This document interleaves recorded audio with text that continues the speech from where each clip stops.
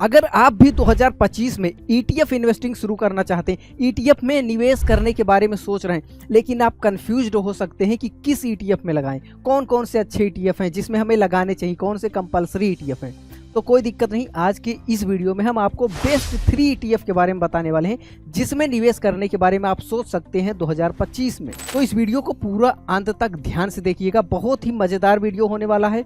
Video देख के आपको मजा भी आएगा, बहुत आसानी से सारी चीजें समझ में भी आ जाएंगी। और ये जो तीनों ETF हम आपको बताने वाले हैं, किसके क्या फायदे हैं, क्या नुकसान है, किसमें क्या अच्छा है, ये सारी चीजें बताएंगे और लास्ट में इन तीनों का एक साथ कंपैरिजन भी करेंगे। मजेदार लगा तो चलो देर किस बात की, करते हैं वीडियो की शुरुआत। नमस्कार, मैं संजय कुमार पटेल स्वागत करता हूं अपने इस YouTube चैनल पर एक बार फिर से। तो चलिए सबसे पहला ETF हम देखते हैं आपके लिए कौन सा है जिसमें आप 2025 में निवेश करने के बारे में सोच सकते हैं। ठीक है, तो सबसे पहला ETF है यहाँ पे निफ्टी 20। निफ्टी 20 क्या है? Nifty 20 India's first exchange traded fund. ETF का फुल फॉर्म होता है एक्सचेंज ट्रेडेड फंड। तो ये जो निफ्टी 20 है ये किसको ट्रैक करता है? निफ्टी 50। निफ्टी 50 मतलब देश की जो टॉप 50 कंपनी है उसके इंडेक्स को ये फॉलो करता है। अगर देश की टॉप 50 कंपनी अच्छा परफॉर्म कर रही तो ETF भी आपको अच्छा करता हुआ दिखेगा। वो डाउन जा रही तो ये ETF भी आपको डाउन जाता हुआ दिखेगा। निफ्टी 20 कब लॉन्च हुआ था? ये लॉन्च हुआ था दिसंबर 2021 में। बेंचमार्क एसेट मैनेजमेंट कंपनी थी जो अभी हो चुकी है निप्पॉन इंडिया म्यूचुअल फंड के नाम से जानी जाती है। अब यहाँ पे एक चीज और आपको नहीं समझ में आ रहा होगा, निफ्टी तो आपको समझ में आ गया, जो निफ्टी 50 का ग्रुप है, टॉप 50 कंपनी। 20 का फुल फॉर्म हमने यहाँ पे लिख दिया। 20 का मतलब है बेंचमार्क। ये जो BE है इसका मतलब हो गया बेंचमार्क। E का मतलब एक्सचेंज, T नहीं लिया गया, और स्कीम। ठीक है, बेंचमार्क एक्सचेंज ट्रेडेड स्कीम। अगर पूरा नाम पूछा जाए, पूरा फुल फॉर्म पूछा जाए 20 का, तो वो होगा बेंचमार्क एक्सचेंज ट्रेडेड स्कीम। तो अगर आप लॉन्ग टर्म इन्वेस्टिंग पे भरोसा करते हैं, उस पर आपका फोकस रहता है लॉन्ग टर्म वेल्थ में, तो ये जरूर रिकमेंड किया जाता है कि इसको आप अगर अपने लॉन्ग टर्म वाले पोर्टफोलियो में जरूर इंक्लूड करें अगर आपका फोकस लॉन्ग टर्म है। ये कोई रिकमेंडेशन नहीं, बट जनरली ज़्यादातर लोग मानते हैं कि आप इसको अपने पोर्टफोलियो में जरूर शामिल करिए। जितने लोग ETF में निवेश करते हैं वो इसको जरूर रिकमेंड करते हैं कि इसको शामिल कर सकते हैं। यहाँ पे मेरा कोई रिकमेंडेशन नहीं है, मैं आपको बता रहा हूँ कि ज़्यादातर लोग इसको अपने पोर्टफोलियो में रखते हैं अगर उनका फोकस लॉन्ग टर्म है। क्यों? क्योंकि देश की जो टॉप 50 कंपनी है उसमें आपको एक साथ पैसा लगाने का मौका मिल रहा है। अब आप सोचिए कि अगर आप अलग अलग कंपनियों में एक साथ पैसा लगाने की सोचेंगे, जैसे रिलायंस हो गया, TCS हो गया, इन्फोसिस, एक शेयर एक 2-2 हज़ार, 5 हज़ार, 7 हज़ार ऐसे हैं। इतना पैसा भी चाहिए आपके पास कि देश की 50 कंपनियों में आप पैसा लगा पाएं, लेकिन इतना पैसा रहता नहीं। लेकिन निफ्टी 20 क्या है, 266 रुपये के आसपास आपको एक ETF मिल जाएगा। तो 266 रुपये लगा के आप देश की टॉप 50 कंपनी में पैसा लगा पा रहे हैं। तो सोचिए इससे अच्छा मौका आपको क्या चाहिए, इससे बेहतर और क्या हो सकता है। तो निफ्टी 20 में लोग जरूर रिकमेंड करते हैं कि इसमें पैसा आप लगा सकते हैं अगर आप ETF के बारे में सोच रहे हैं तो। बट यहाँ पे मैं आपको बिल्कुल भी रिकमेंड नहीं कर रहा हूँ, बस मैं आपको एजुकेट करने के लिए बता रहा हूँ। बाकी अभी 2 ETF और बचे हैं, आप तीनों ETF को आसानी से समझिए, फिर उसके हिसाब से आप देखिए कि आप अपना खुद डिसीजन लीजिए कि आपको किस में इन्वेस्ट करना चाहिए, किस में नहीं। तो चलिए इसका हम पहले एक रिटर्न देख लेते हैं, ठीक है, कि इसमें क्यों करना चाहिए और ये कितना रिटर्न दे रहा है, ये सारी चीज़ें समझ लेते हैं। तो हम ये समझते हैं लास्ट का जो इसका 20 साल का रिटर्न रहा है, CAGR, ठीक है, कंपाउंडेड एनुअल ग्रोथ रिटर्न इसको बोलते हैं। इनिशियल वैल्यू 16 रुपये पे ये शुरू हुई थी, 16 रुपये पे, आज कितनी है? 270 रुपये। और इस बीच आपको पता है कितने अप एंड डाउन आए, कितने अप एंड डाउन आए, मार्केट में उतार चढ़ाव आया, लेकिन फिर भी तब से ये आपको लगातार ग्रोथ ही देखने को मिली है। थोड़ा बहुत बीच में डाउन होता है तो सब चीज़ तो डाउन होगा ही, लेकिन आप देख रहे हैं कि कंटिन्यूअस अगर आप देखेंगे लॉन्ग टर्म के हिसाब से तो रिटर्न है ना ज़बरदस्त। ठीक है, तो ये 20 साल का डेटा मैं आपको दिखा रहा हूँ। ड्यूरेशन ऑफ इन्वेस्टमेंट 20 साल का है और जो इस पर रिटर्न आपको मिला 15.8, मतलब 15% आपको मोटा मोटा इस पे रिटर्न मिल रहा है। किस पे? निफ्टी 20 पे। तो अब अगर आप सोच रहे होंगे मुझे बहुत ज़्यादा लॉन्ग टर्म पे फोकस नहीं करना है, उसके बाद का कुछ जिसमें थोड़ा और जल्दी हो और ज़्यादा रिटर्न मिले कम समय में, तो चलिए अगला हम ETF देखते हैं जिसका नाम है जूनियर 20। ये किसको फॉलो करता है? Next 50 company after Nifty 50। Nifty 50 के बाद की जो कंपनियां हैं, यानी कि 51 से लेकर 100 तक जो कंपनियां हैं उसके इंडेक्स को जो फॉलो करता है उसको बोला जाता है निफ्टी 20।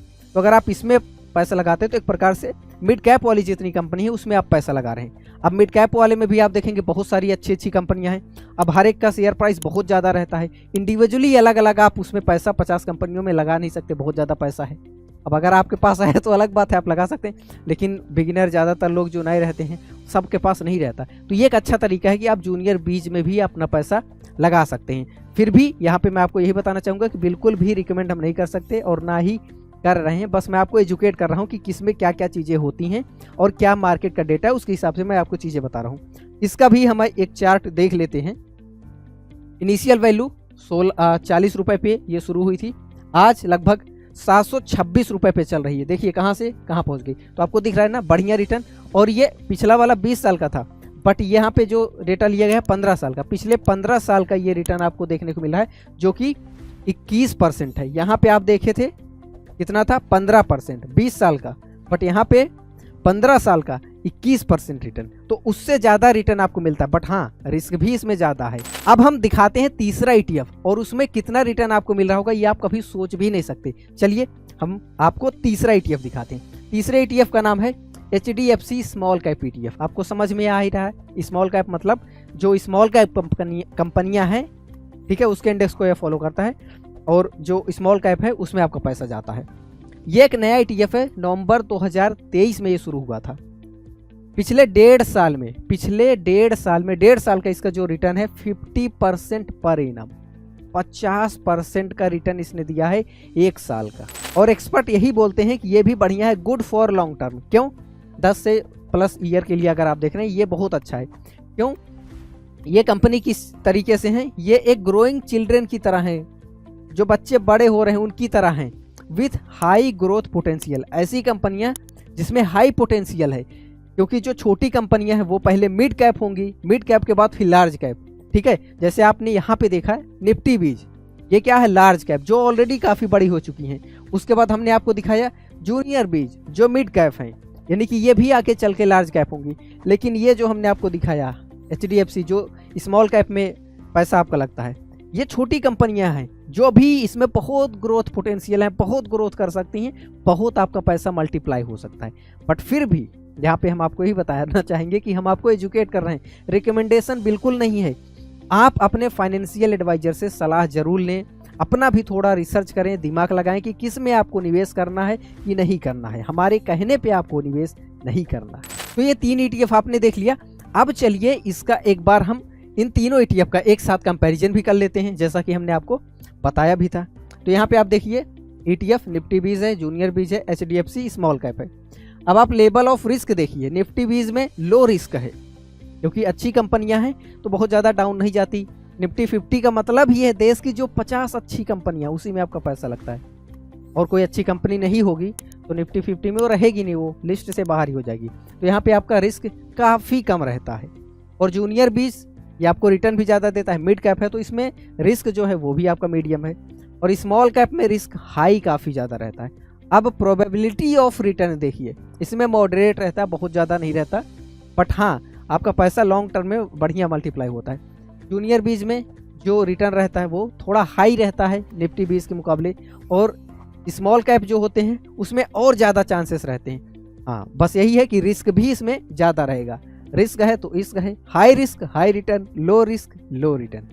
तो इस वीडियो का एजेंडा यह था कि हम आपको टॉप 3 ETF बताएं, बेस्ट 3 ETF बताएं जो बहुत ज़्यादा चर्चा में रहते हैं, जिसमें ज़्यादातर लोग निवेश करते हैं। फिर भी निवेश करने से पहले आपकी अपनी खुद की रिसर्च जरूर करनी चाहिए, किसी के कहने पे आपको कभी इन्वेस्ट नहीं करना है। तो ये 3 बेस्ट ETF थे जो काफ़ी ज़्यादा चर्चा में रहते हैं। तीनों में क्या क्या चीज़ें होती हैं, क्या क्या डिफरेंसेस होते हैं, क्या फ़ायदे क्या नुकसान, वो सब कुछ हमने आपको बता दिया। अब अगर आप 2025 में ETF इन्वेस्टिंग करने के बारे में सोच रहे हैं तो थोड़ा बहुत आप अपनी खुद भी रिसर्च करें, और ये वीडियो तो आपकी हेल्प करेगा ही। तो अब मुझे तो पता ही है कि वीडियो आपको पसंद आया ही होगा, क्योंकि एकदम आसान करके इतने कम समय में आपको हमने 3 बेस्ट ETF बता दिए। तो अगर आपको वीडियो पसंद आया है तो वीडियो को लाइक कर दीजिएगा। इसी तरह के और वीडियोस देखना चाहते हैं ना तो चैनल को भी सब्सक्राइब कर दीजिएगा, क्योंकि शेयर मार्केट की सारी चीज़ें एकदम आसान भाषा में, एकदम सरल भाषा में, इतना कि एक छोटे बच्चे को भी समझ में आ जाए, इतना सरल करके हम वीडियो लाते हैं, सिखाते हैं, बनाते हैं। तो इसी तरह वीडियोस देखते रहना चाहते हैं तो चैनल को आप ज़रूर सब्सक्राइब कर लीजिएगा, ताकि ऐसे वीडियोज आसान भाषा में आपको मिलते रहें। इन तीनों ETF में से सबसे अच्छा ETF आपको कौन सा लगा और किस में आप इन्वेस्ट करना चाहते हैं कमेंट करके ज़रूर बताइएगा। अगर आप ट्रेडिंग से पैसा कमाना चाहते हैं और ट्रेडिंग में सबसे सिंपल और आसान तरीका है जिसमें कम समय में कम रिस्क में बढ़िया पैसा आप कमा सकते हैं, रेगुलर इनकम बना सकते हैं, तो वो है स्विंग ट्रेडिंग। स्विंग ट्रेडिंग का हमने फ्री पूरा कोर्स बना दिया है, जिसे आप यहाँ पर देख रहे होंगे। इस प्लेलिस्ट पर क्लिक करके आप पूरे कोर्स को फ्री में देख सकते हैं और इसी कोर्स को सिखाने के लिए लोग 20 से 50 हज़ार रुपए तक चार्ज करते हैं। नमस्कार, मिलते हैं इस कोर्स में।